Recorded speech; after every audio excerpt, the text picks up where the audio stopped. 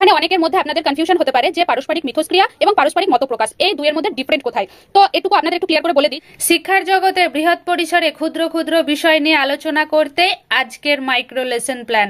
আজকের আলোচ্য বিষয় হলো ক্লাস 3 থেকে আমার গণিতের ওপর যে টপিকটি রয়েছে জোড় সংখ্যা ও বিজোড় সংখ্যা, তার ওপর আমি লেসন প্ল্যান তৈরি করে আপনাদের সামনে উপস্থাপন করতে চলেছি। আপনারা যারা ডিএলএড কোর্সে রত আছেন তাদের জন্য এই ভিডিওটি বিশেষ হেল্পফুল হতে চলেছে। আপনারা এখান থেকে গুড আইডিয়া নিয়ে আপনাদের নিজেদের যে এক্সটার্নাল এবং ইন্টারনাল লেসন প্ল্যান তা আপনারা অনায়াসে তৈরি করতে পারবেন। আমি পরবর্তী ভিডিওতে এই লেসন প্ল্যানের উপর বেস করে ডেমো ক্লাস দেব। ওকে, তো চলুন শুরু করি আজকের পাঠ। এই স্কিলটি আমি বানিয়েছি শিশু কেন্দ্রিক শিখন পরিচালন দক্ষতার ওপর। তো এর যে 4টি কম্পোনেন্ট আছে, শিক্ষার্থীর মধ্যে পারস্পরিক মতপ্রকাশ, শিক্ষার্থীর মধ্যে পারস্পরিক মিথস্ক্রিয়া, শিক্ষার্থীর সক্রিয় অংশগ্রহণ এবং লাস্ট হচ্ছে শিক্ষার্থীর দ্বারা সিদ্ধান্ত গ্রহণ। তো লেসন প্ল্যান, মাইক্রো লেসন প্ল্যানের ক্ষেত্রে যে 3টি বিষয় আমাদের টেবিল বানাতে হয়, এক হচ্ছে শিক্ষিকার কাজ, 2 হচ্ছে শিক্ষার্থীর কাজ, আর শেষ হচ্ছে আচরণাঙ্গ বা যেটিকে বলা হয় কম্পোনেন্ট। তো প্রথমেই কোনো টিচার অর্থাৎ মাইক্রো লেসন প্ল্যান আমাদের এইভাবেই বানানো হয় যে একটি গ্রুপ ওয়াইজ কোনো শিক্ষার্থীর গ্রুপ মিলিয়েই সেখানে টিচিংটি প্রেজেন্ট করা হয়। অর্থাৎ এখানে টিচাররাই শিক্ষার্থী, যারা আমাদের হবু শিক্ষক এবং শিক্ষিকা যারা লার্নার, তারাই এখানে টিচার প্লাস লার্নার 2 হিসেবে অভিনয় করে থাকেন। সুতরাং এখানে এই ছোট্ট ক্লাসের মধ্যে যে ফিডব্যাক, সেই ফিডব্যাক পাওয়ার সম্ভাবনা সবসময় থেকেই থাকে। 5 থেকে 7 মিনিটের যে ছোট্ট ক্লাসটি, সেটি হচ্ছে যে একজন টিচার শ্রেণীতে ঢোকার পর প্রথমে কি করবেন, কুশল বিনিময় করবেন। প্রত্যেকটি লেসন প্ল্যানের ক্ষেত্রে এই পর্যায়টি অর্থাৎ এই যে দলে ভাগ করা, পূর্ব পাঠ যাচাই করা, কুশল বিনিময় করা, এগুলো একই হবে।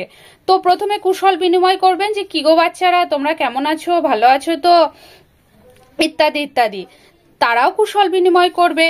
তারপর কি হবে যে পাঠ্য বিষয়ে প্রবেশ করার আগে তাদের সামনে কিছু মডেল প্রদর্শন করা হবে। তো আমি এই লেসন প্ল্যানটি অর্থাৎ এই জোড় বিজোড় সংখ্যার যে ধারণা, এই টপিকের ওপর আমি একটি মডেল দেখিয়েছি, ফুলের মডেল, যেটি আপনাদের ডেমো ক্লাসে আমি উপস্থাপন করে দেখাবো। সে বিষয়ে কথাও বলবেন। বলার পর তাদেরকে 2টো দলে ভাগ করে দেবেন। এখানে দল বিভাজনটা বিশেষ গুরুত্বপূর্ণ একটি বিষয়। আমাদের স্যাররা বরাবর বলতেন যে ডেমো ক্লাস দাও বা আর প্র্যাকটিস টিচিং এর ক্ষেত্রেও আমাদেরকে বারবার এটি বলতেন যে দল বিভাজন it's very important point of the topic. Okay, তো তারপরে কি করা হলো যে আমের ছবি এঁকে, অর্থাৎ টিচার কি করলেন, বোর্ডে 2টো আমের ছবি এঁকে দেখালেন। তারপরে 1+1 2টো আম, তো 1+1 সে ইত্যাদি বলবে এবং সেই বিষয়ে তাদেরকে শেখাবে। এখানে কি হলো, এখানে শিক্ষার্থীদের সক্রিয় অংশগ্রহণ কম্পোনেন্ট অ্যাপ্লাই হলো। ওকে, তারপর 2+2 কত জোড়া হচ্ছে ইত্যাদি নিয়ে যখন তাদের সঙ্গে আলোচনা করবে, তাদের মধ্যে পারস্পরিক মিথস্ক্রিয়া হবে। তারপর গ্রুপ এ থেকে গ্রুপ ওয়াইজ কোয়েশ্চেন শুরু হয়ে গেছে। তো গ্রুপ এ থেকে বিজোড় সংখ্যা কোনগুলো বলো তো, এভাবে যখন তাদের কোয়েশ্চেন করা হবে, তারা যে অ্যান্সারটি দেবে তার যে আচরণাঙ্গ হবে সেটি হচ্ছে পারস্পরিক মতপ্রকাশ। এখানে আপনাদের একটি খুব গুরুত্বপূর্ণ কথা আমি বলছি যে যখন লেখা থাকবে আলোচনা করে বলো, তো এই আলোচনা করে বলো যখনই বলা হবে, তার যে কম্পোনেন্ট হবে সেটি হচ্ছে পারস্পরিক মিথস্ক্রিয়া। তো এখানে অনেকের মধ্যে আপনাদের কনফিউশন হতে পারে যে পারস্পরিক মিথস্ক্রিয়া এবং পারস্পরিক মতপ্রকাশ এই দুইয়ের মধ্যে ডিফারেন্ট কোথায়।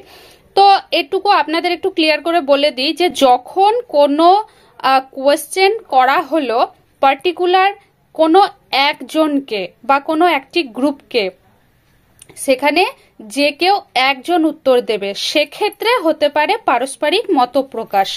কিন্তু যখনই বলা হবে আলোচনা করে বলো তো, অর্থাৎ তাদের সঙ্গে মিথস্ক্রিয়া করার চান্সেস বেড়ে গেল, আমি তাদেরকে চান্স করে দিলাম, সেক্ষেত্রে হবে পারস্পরিক মিথস্ক্রিয়া।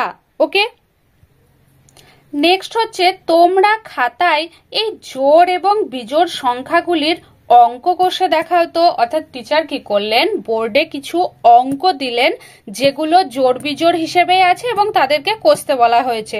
তো তারা কি করবে, সে অঙ্কগুলো কষবে। সেখানে কি হলো, সক্রিয় অংশগ্রহণ। তো সক্রিয় অংশগ্রহণ একাধিকবার অ্যাপ্লাই হলো। তো আপনাদের এই কথাটা আর একবার জানিয়ে দিই যে একটি লেসন প্ল্যানের মধ্যে কোনো কম্পোনেন্ট একাধিকবার অ্যাপ্লাই হতেই পারে এবং আপনারাও চেষ্টা করবেন যাতে একাধিকবার অ্যাপ্লাই করানো যায়, তাহলে সেই লেসন প্ল্যানটি পারফেক্ট হবে। ওকে, কারণ ন্যাচারালি আপনারা একবার ভেবে দেখুন, ইমাজিন করুন যে কোনো ক্লাসরুমে শিক্ষার্থীদের সঙ্গে একই আচরণাঙ্গ বিশিষ্ট কোয়েশ্চেন করা যেতেই পারে, তো সেই সিচুয়েশন আসতেই পারে। ঠিক সেইভাবে কল্পনা করে আপনাদেরকে লেসন প্ল্যানটি বানাতে হবে।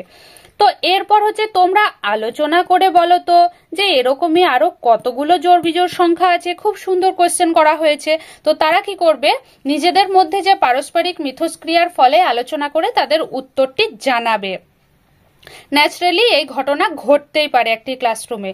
তো প্রত্যেকটি কম্পোনেন্ট একাধিকবার ব্যবহার হতেও পারে, মিনিমাম একবার ব্যবহার হতেই হবে, নইলে সেই লেসন প্ল্যান ইনকমপ্লিট হয়ে থাকবে। ওকে, সবশেষে যেটি আছে যে শিক্ষার্থীর দ্বারা সিদ্ধান্ত গ্রহণ। তো এই শিক্ষার্থীর দ্বারা সিদ্ধান্ত গ্রহণ কম্পোনেন্টটি একবারই ব্যবহার হবে, কারণ সিদ্ধান্ত তারা একবার জানাবে। ওকে, তো আচ্ছা বলো তো আজকের পাঠ থেকে তোমরা কি কি শিখলে?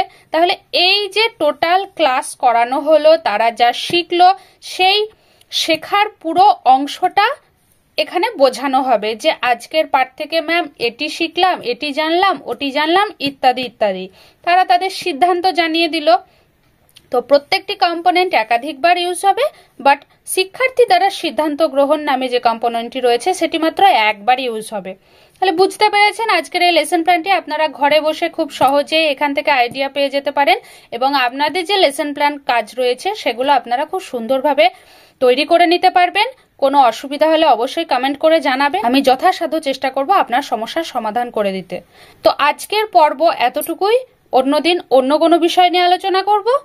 ভিডিওর সঙ্গে শেষ পর্যন্ত রত থাকার জন্য আপনাদের সকলকে অসংখ্য ধন্যবাদ। ভালো থাকবেন।